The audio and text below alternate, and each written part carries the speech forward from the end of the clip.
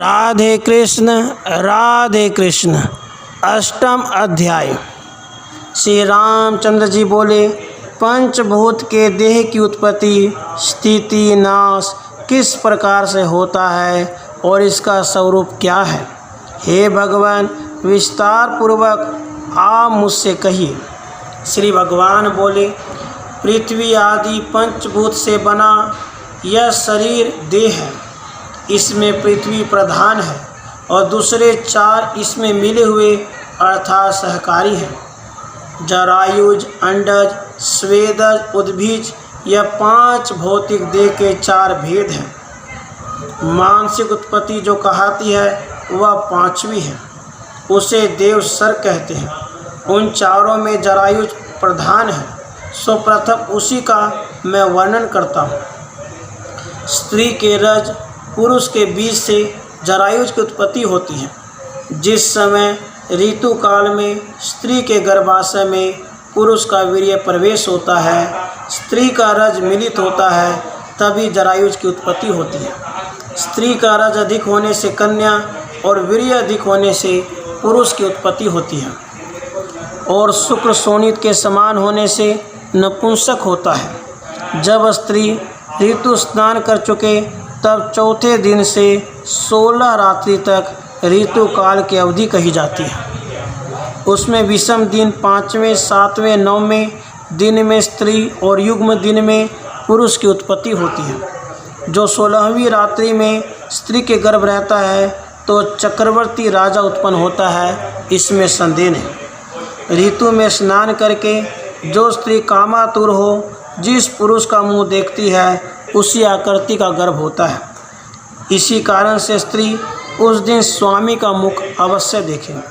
स्त्री के उदर में एक पेशी चमड़ा निर्मित होता है, उसे जरायु कहते हैं। जिस कारण से शुक्र और शोणित का योग उसी गर्भ में होता है, इसी कारण से उसे जरायुज कहते हैं। सर्प और पक्षी आदि जीव अंडज कहलाते हैं। मशक आदि स्वेदज कहलाते हैं। वृक्ष गुल्म आदि उद्भिज कहलाते हैं। देवर्षि आदि मानसिक कहलाते हैं। अपने पूर्व जन्म के कर्मवश यह प्राणी स्त्री के गर्भाशय में प्राप्त होकर शुक्र शोणित के मिलने से प्रथम मास में शिथिल रहता है। कुछ दिनों में उसकी बुदबुद की आकृति होने लगती है, कुछ दिनों में जेर सी होती है। इस कारण उसमें दही के समान कुछ गाढ़ापन आता है।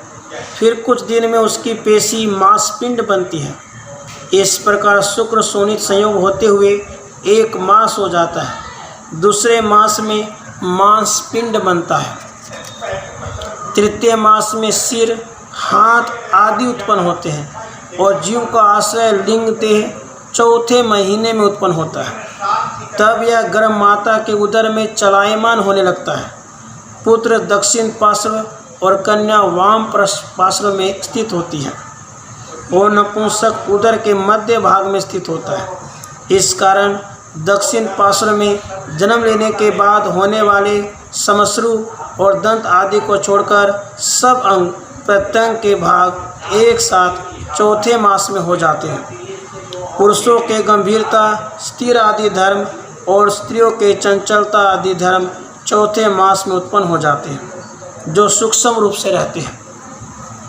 और नपुंसक गर्भ के स्त्री पुरुषों के मिले हुए धर्म गर्भ में उत्पन्न होते हैं और माता के हृदय में सन्निकट ही उसका हृदय होकर जिस वस्तु की माता इच्छा करती है उसी वस्तु की इच्छा करता है। इस कारण गर्भ की वृद्धि के निमित्त माता की इच्छा पूर्ण करनी चाहिए और इसी से गर्भवती स्त्री को दोहदवती अर्थात दो हृदय वाली कहते हैं। और उसकी इच्छा पूर्ण होने से गर्भ में निर्बलता, बुद्धिहीनता, व्यंगता आदि दोष हो जाते हैं और माता का जिन विषयों में चित्त होता है उन विषयों में ही आर्त व पुरुष होता है।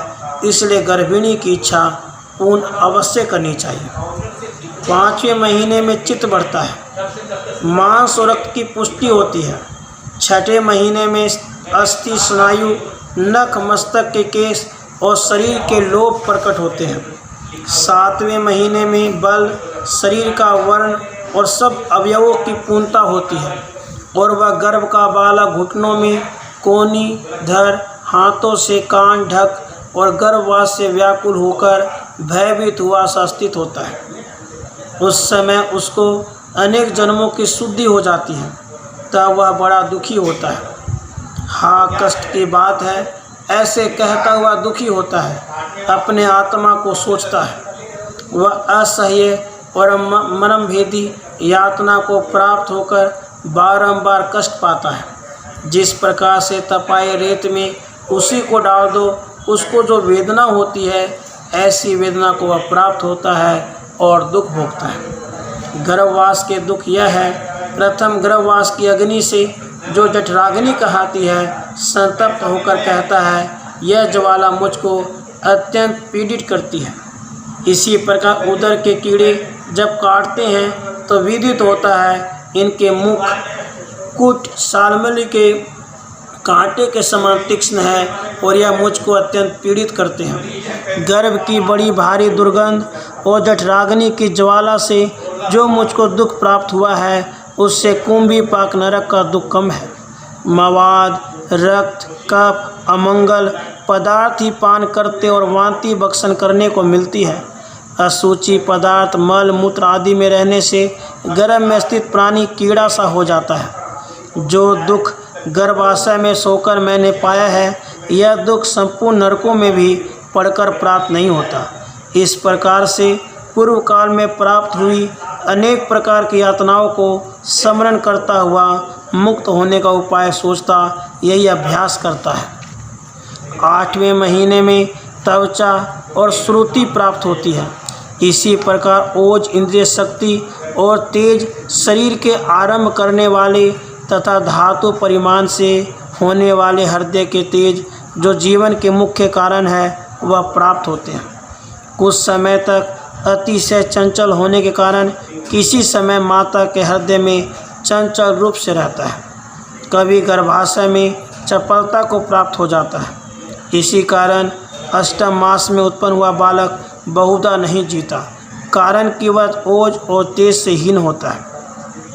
9वें महीने में प्रसूति का समय होता है, परंतु शीघ्र प्रसव होने का प्रतिबंधक यह है, जो कुछ गर्भ के प्रारब्ध कर्म हुए तो उसे और कुछ काल तक गर्भ में रहना पड़ता है।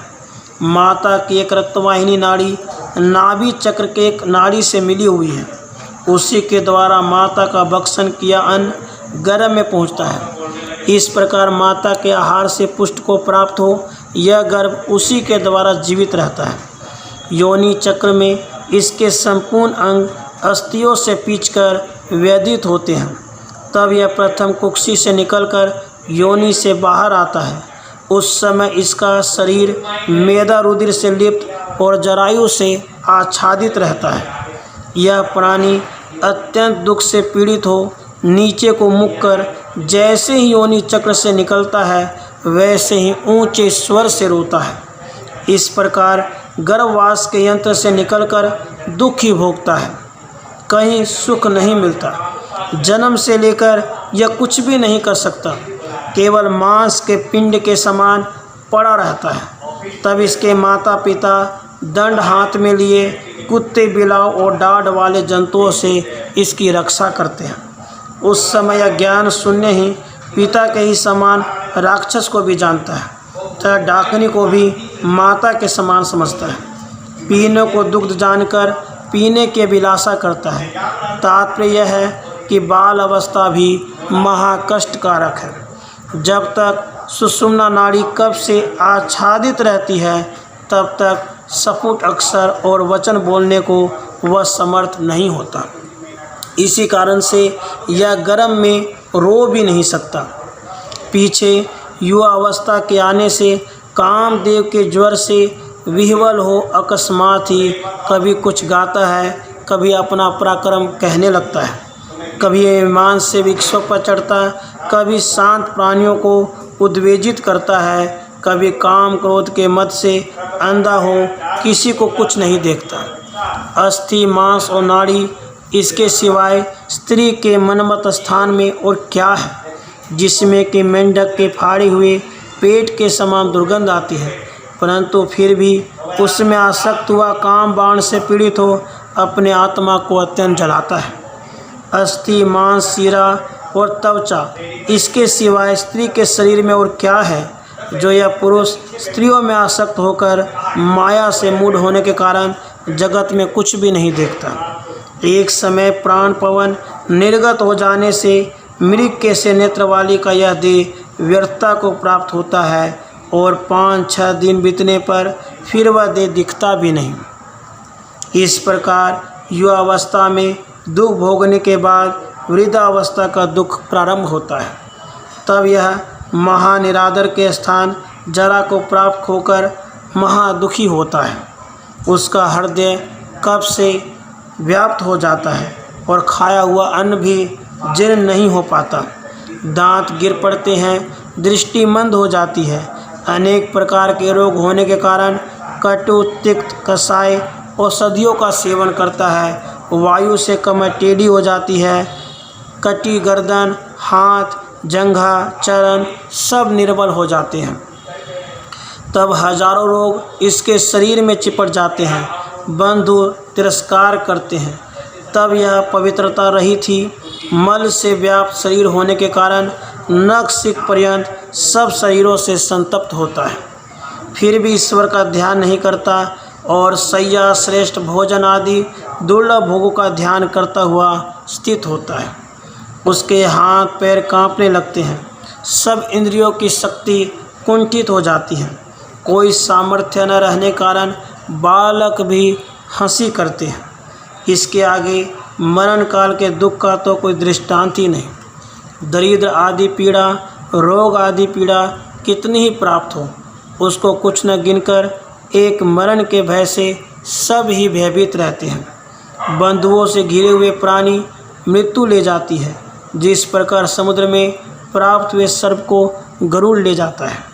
हा प्रिय, हा धन, हा पुत्रों, इस प्रकार दारुण विलाप करते हुए इस पुरुष को मृत्यु इसी प्रकार ले जाता है जैसे सर्प मेंढक को ले जाता है। संपूर्ण मर्म स्थानों के टूटने और शरीर के अवयवों की संधियों के भग्न होने से जो दुख मरने वाले को होता है वह मुमुक्षुओं को स्मरण करना चाहिए। इसके स्मरण करने से संसार से वैराग्य होकर आवागमन से छूटने के निमित्त नारायण के चरणों में ध्यान लगेगा। यमदूतों की दृष्टि आकर्षण करने और चेतना लुप्त हो जाने से काल पास में बंधे का कोई रक्षक नहीं होता। तब यह ज्ञान से युक्त हो महत चित्त में प्रवेश होने से नहीं बोलता, और जब भार्या, पुत्र आदि जाति के लोग पुकारते हैं तो उत्तर न देकर दीन नेत्रों से देखने लगता है।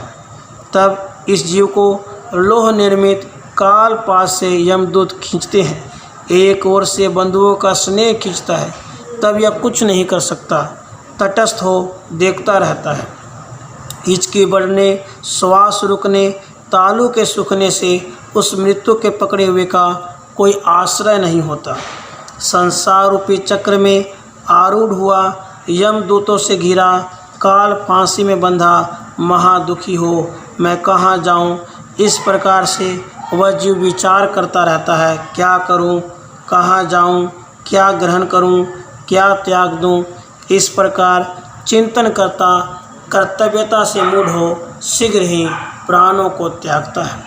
मार्ग में यमदूतों से घसीटा हुआ यातना की देह में प्राप्त होकर यहाँ से जाकर जिन जिन यम यातनाओं का दुख भोगता है उन्हें कहने को कौन समर्थ है। जिस शरीर को केसर, कस्तूरी, चंदन, कपूर आदि लगाकर सदा भूषित किया था, जिसे अनेक गहनों से शोभित और वस्त्रों से आच्छादित किया था, यह शरीर प्राण वायु के निर्गत होते ही छूने के अयोग्य और देखने को भी अयोग्य हो जाता है। फिर कोई इसको छंद्र मात्र न रखकर घर से निकालने लग जाते हैं। तब यह शरीर काश से जलाकर शन मात्र में भस्म कर दिया जाता है, अथवा श्रृगाल, गिद्ध, कुत्ते, कौवे इसको खा जाते हैं। फिर यह करोड़ों जन्म तक भी दृष्टिगोचर नहीं होता। जादूगर के समान उत्पन्न होकर दूसरी की इस जगत में मेरी माता मेरा पिता, मेरे गुरुजन, मेरे स्वजन, ऐसी कौन प्रतिज्ञा करता है? जीव केवल कर्मों को ही लेकर परलोक में जाता है। जैसे मार्ग में पथिकों के विश्राम के लिए छाया का कोई वृक्ष आ जाता है, ऐसा ही यह मृत्यु लोक है।